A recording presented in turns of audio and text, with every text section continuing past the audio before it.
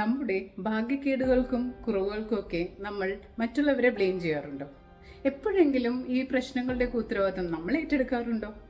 ഭൂരിഭാഗം പേരും നമ്മുടെ ദുരിതങ്ങൾക്കും ദുഃഖങ്ങൾക്കും ഭാഗ്യക്കേടുകൾക്കും ഒക്കെ മറ്റുള്ളവരുടെ ശാപമാണ് കാരണമെന്നോ, അല്ലെങ്കിൽ അവരുടെ കണ്ണ് കിട്ടിയത് കൊണ്ടാണോ, അല്ലെങ്കിൽ പൂർവികന്മാരുടെ പ്രവൃത്തി ദോഷം കൊണ്ടാണ് നമുക്ക് ഈ പ്രശ്നങ്ങളൊക്കെ ഉണ്ടാകുന്നതെന്ന് പഴിചാരിക്കും. ജീവിതകാലം മുഴുവൻ ഈ ദുഃഖങ്ങളും സഹിച്ച് നമ്മൾ ജീവിക്കും. പക്ഷെ അങ്ങനെയല്ല കേട്ടോ.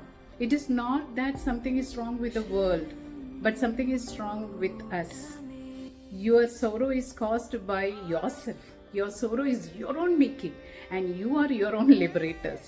ഇതെല്ലാം പറയുന്നത് എന്താണെന്നറിയോ? നമ്മൾ വിചാരിച്ചാൽ മാത്രമേ നമ്മളുടെ ദുഃഖങ്ങളും ദുരിതങ്ങളിൽ നിന്ന് നമുക്ക് മോചനം ഉണ്ടാകാൻ പറ്റുള്ളൂ. ഈ ലോകത്തിന് ഒരു പ്രശ്നമില്ല. പ്രശ്നം നമ്മൾക്ക് തന്നെയാണ്. നമ്മുടെ ചിന്താഗതികളാണ്, നമ്മുടെ ആറ്റിറ്റ്യൂഡാണ്, നമ്മുടെ പ്രവൃത്തികൾ കൊണ്ട് മാത്രമാണ് നമുക്ക് ഈ പ്രശ്നങ്ങളും ദുരിതങ്ങളും എല്ലാം വരുന്നത്.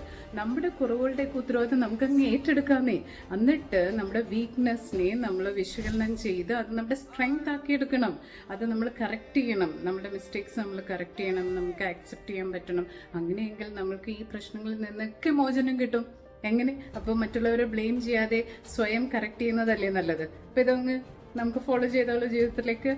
Okay, for more interesting videos follow my channel. Bye, see you next time. Appreciate everything.